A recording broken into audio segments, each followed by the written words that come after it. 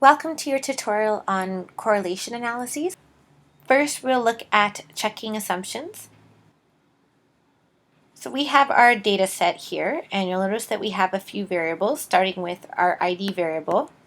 Then we have a variable where participants have indicated their course section, their grade in their Stats 1 course, and it's in letter grade format, their score on Test 1, their score on Test 2, their level of comfort with statistics, and finally, how many hours they prepped for their exam.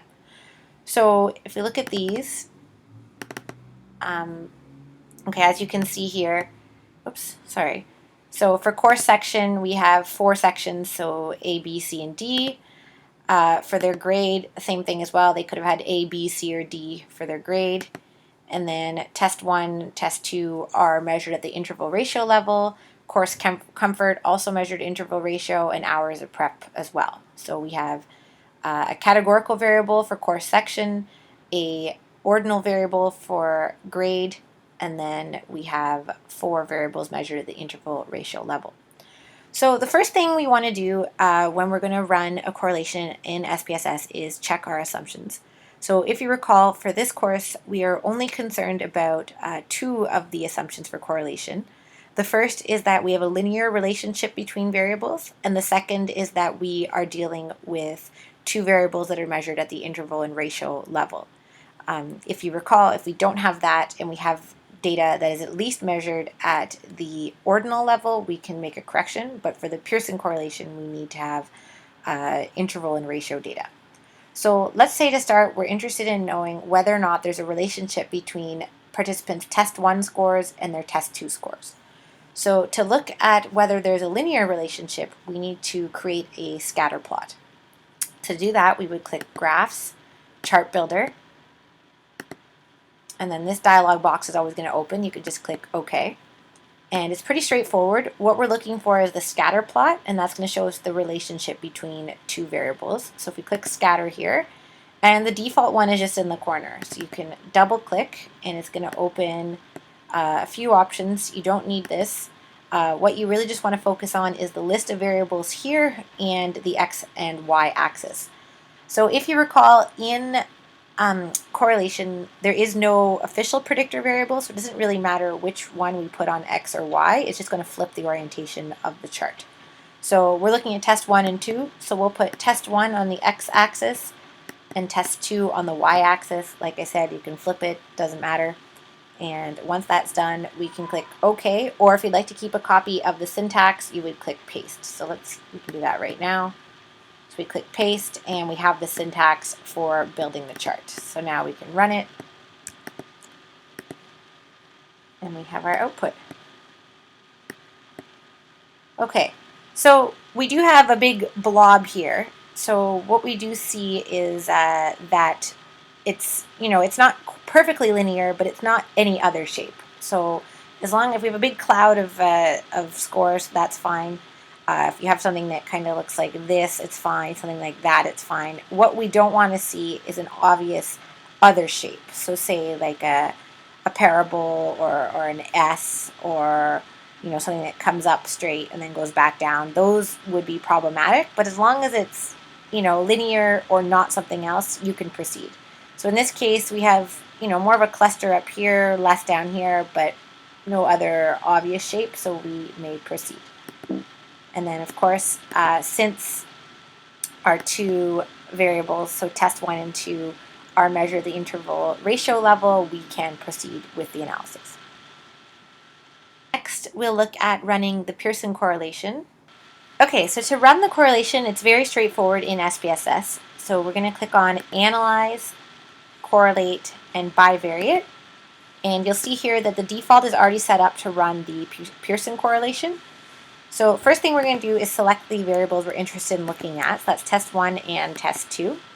If we click on the options box, we can ask SPSS to give us the means and standard deviations of those 2 variables, which may be an option if you want it. We don't need it for now. Or we can also ask for the cross-product deviations and the covariances. So this we will select so you know how to find that covariance and cross-product deviation. And then you have the option here of indicating how you would like SPSS to handle the missing data. So in a case where we're only comparing two variables, these are going to be equal to each other, because if a participant is missing data on one of the variables, they can't run the correlation because it has nothing to compare it with on the other variable. So that would be pairwise or listwise. However, once you throw more variables into the analysis, there are cases where participants, let's say if there's test 1, 2, 3, and 4, participants may be missing data on test 1, but then have a score on test 2, 3, and 4. And in that case, if you were to select pairwise, it would only exclude that participant in the analyses where test 1 is included. Whereas if you selected listwise, it would exclude participants across every comparison. So it would mean that, say, participant 4 is missing a test 1 score, they wouldn't be included in any analyses. So it's up to you to decide how to handle that. Generally, pairwise is used more often, and like I said, for a case where you only have two, it's not going to make a difference. So we can click continue, and then here we'll leave the Pearson option selected, and then we can change whether or not we want SPSS to to use a one-tailed or two-tailed distribution. The default is just to leave it at two-tailed. That's easier. If you want to figure out the one-tailed probability, you can always divide it in half or just rerun it and get the one-tailed. And then this option here is will make SPSS flag anything that's significant, which is very helpful if you're looking at many comparisons at once. So once this is all done, we can click paste to save the syntax. And there it is. And then we can just run this right here. And we have our results. So you'll notice that SPSS generates a table, and this table is a mirror image. So essentially what it does is in the first cell is it compares the variable with itself. So it has a Pearson correlation of 1. That's because it's a perfect correlation. And that makes sense because it's a variable with it, or it's correlation with itself. So it doesn't even give you a significance value here because it's perfect. It doesn't need it.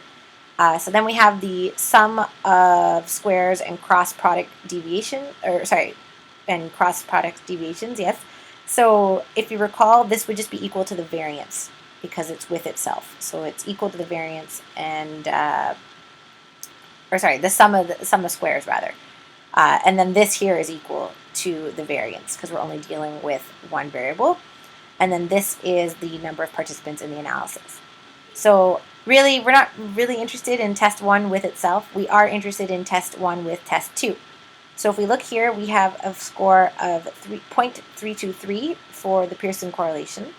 And based on the significance value here, it's smaller than 0.05. It's actually much smaller. If you double click, you can see that it kind of goes on infinitely. So it's very, very significant. And so we can conclude that P is much smaller than 0.05, and we have exceeded the critical value for Pearson's R for 329 degrees of freedom. So if you recall, number of participants minus 2. So we have 329. So essentially, the values we're looking for here would be, so that's the Pearson value, that's the probability, this is the sum of squares and cross products, and then this is the covariance and total number. And if you look, we have the same thing down here. And then SPSS automatically flags the significant correlation since we asked it to, and 2 asterisks means that it is significant at the 0.01 level or below. Okay, so that's basically all you need to do to run the analysis. Now I'll show you what happens if we throw more in at the same time. So let's say instead of just looking at 2 at once, we're going to look at a bunch. So we have again, we'll go back to correlate bivariate, and this time we'll add hours of prep hours of prep into the analysis. And again, now this is going to matter. So if we do it pairwise, it's only going to delete the participants in combinations where they're missing a variable. However, listwise would take it out for everyone. So we'll leave it at pairwise, and you'll be able to see that. And then everything else can stay the same. So we can paste this again, And you'll notice, just if you compare the two syntaxes, all we did was add this variable name here to the list, and everything stays the same. So it's pretty easy. Okay, so our table just got bigger, and that's because we now have 3 variables. So again, everything on this side is going to be mirror image of what's below here, and across the diagonal we're going to have the correlations of each variable with itself. So if we look, so the first thing I want to draw to your attention is the fact that the participants change for the different comparisons, and that's because it has to do with that pairwise removal of participants. So we have 331 for test 1 with test 2, but as soon as we start looking at hours of prep, we only have 330 in both cases. So again, this didn't change. All we did was add a variable. So if we look at hours of prep with both, we see that hours of prep has a significant negative relationship with the test scores for both test 1 and test 2. And we can see that by the negative value here, or its negative direction. And then this value here is smaller than 0.05 for both. Okay, and this makes sense. Our covariance is also negative, so as hours of prep goes up, test scores go down, or as test scores go down, hours of prep go up, whichever way you look at it. Whether that makes sense in real life or not doesn't matter. I made this data up, however you can see how it works. Also draw to your attention now that they've added a second asterisk option down here, and that's because we now have one that's only smaller than 0.05, as well as the one that's smaller than 0.01. Okay, so we can see there 2 asterisks versus 1 asterisk, so 2 and 1. And like in the first time, we still have our sum of cross products and the covariances for each of the cells. Okay, so let's say now we wanted to see whether those relationships are the same for everyone, even if they're in section A or B or C or D. So the way to run that is we want to put a split file on. So what this will do is it'll sort our output based on whatever we ask it to. So to do this, we would go to Data, Split File, and then we would select the variable that we want to use as our comparison variable. So let's say we want to see whether that same relationship between hours of prep and test scores is the same across all different course sections. So we click course section, compare groups, and then we use the arrow to drag it across here. And once that's there, we can click OK. And so now we have a split file on. And the way to know if your split file is on is to look in the bottom corner here. And if you see split by course section, it means that split file is activated. So no matter what you run, it's always going to divide your output by that. So we'll rerun our correlation between our 3 variables. And this time we have 4 different sets of results. So we have course section A, course section B, course section C, and course section D. Okay, so what we can see here is that, the relationships still stand for group 1, or course section A, sorry. Okay, so we still have approximately the same thing. B, we just have the relationship here. These 2 have become non-significant. C, same thing here, and then these are non-significant. And D, none of them are significant. So this, of course, relates to the sample size in each one. As you recall, as your sample size increases, you need a lower critical value in order to have significant results. So we have 212 people in course section A, and then a lot less people in section B, C, and D, which makes it much more difficult to have a significant result. So that's how you would split things that way.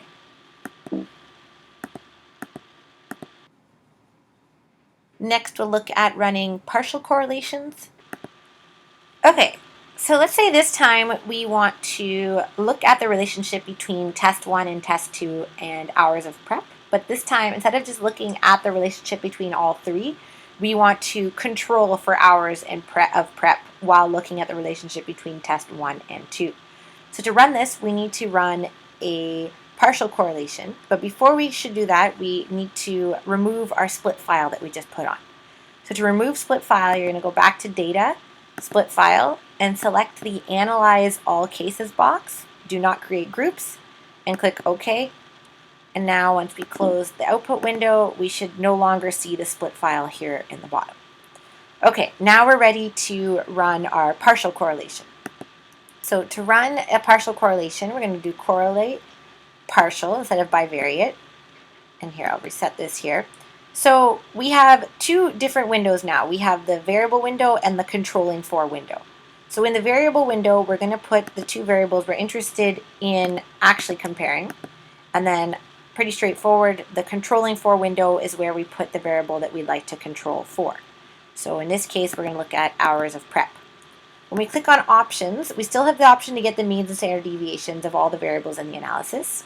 You can select that if you'd like. However, one option that's very important to look at is the zero order correlations. So what this is actually is just the bivariate correlations between all of the variables you're looking at. So it's the same thing that you would obtain if you were to just run the bivariate correlations with all three variables at once. So we've already done this in the previous step. However, if you hadn't looked at the bivariate correlations for all combinations of variables, it'd be very important to look at this, because in order to run a partial correlation, there needs to be a correlation between this variable and the others. So it's important to run these here. So we click OK. And now, again, test the significance. We can leave it at two-tailed or one-tailed. We'll leave it there. And then we can ask SPSS to tell us what the actual significance levels are and to flag them. So we click OK. And this time we have two sets of windows, or two sets of tables. So the first part is just the zero order correlations. So this is just like what we ran in the previous step. So we have hours of prep, which is significantly correlated with both. However, the relationship does change a little bit depending on the variable, but since these are significant, we can proceed with the next step. If you were to have non-significant relationships here, then it isn't really of interest to control for that variable down here. So once we go down here, we're looking now at the remaining relationship between test 1 and test 2 once hours of prep have been taken into consideration. So the relationship between test 1 and test 2 to start is 0.32, and it's significant. We notice that once we take out some of the variance that's being caused by hours of prep, we go down to 0.307. So it is a bit smaller. So some variance in between test 1 and test 2 was being controlled by hours of prep. However, not very much, since this value did not change all that much when we were controlling for hours of prep. And as we can see here, the relationship is significant. Okay, so we have, since p is smaller than 0.001. So that would be how you run a partial correlation in SPSS. Finally, we'll look at how to run other correlations in SPSS. Okay, so as a final step, we're going to look at running non-parametric correlations. So these are correlations where we have violated the assumption of having interval or ratio data for both variables. So as long as we don't have nominal data for either variable, we can still run a correlation using either two ranked variables or one ranked variable and one interval/ratio variable.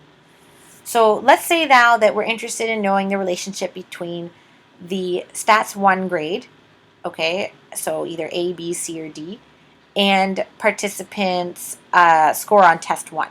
So stats 1 is a ranked variable since A is bigger than B, and B is bigger than C, and C is bigger than D when it comes to grades in a course.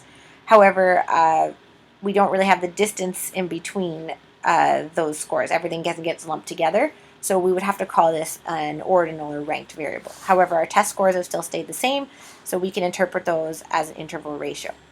So if you recall, in cases where we have more than 50 participants, we would want to go with Spearman, and in cases where we have less, we would go with Kendall's.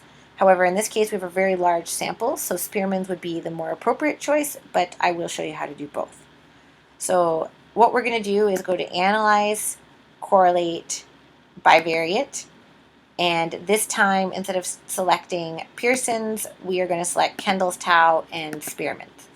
So we'll remove test 2 and we'll add stats grade. Okay, so now that we're dealing with non-parametric data, we no longer have the option to get the means and standard deviations or the cross product deviations and correlations. If we left Pearson selected, this would reactivate, but it's not going to generate it for Kendall's or Spearman's. It would just be here for Pearson's. So we can unselect that. Again, one-tailed, two-tailed, and we can ask it to flag significant correlations. So we'll click OK. And right away we have both results. And you'll see here that in both cases we have significant results. However, the value changes slightly depending on which correction we've made. So in this case, since we have more than 50 participants, it's better to look at this one. And had we had less, it would be better to look at this one. But you can run them at the exact same time, and it's interpretable in the same way. So we have a significant negative relationship between course grade and grade in Stats 1 and a grade on their first test. Whether that makes sense in real life or not is irrelevant. However, we do have that negative relationship. So, like I said, you can interpret it that way. Okay, so that is how you run a non-parametric correlation in SPSS.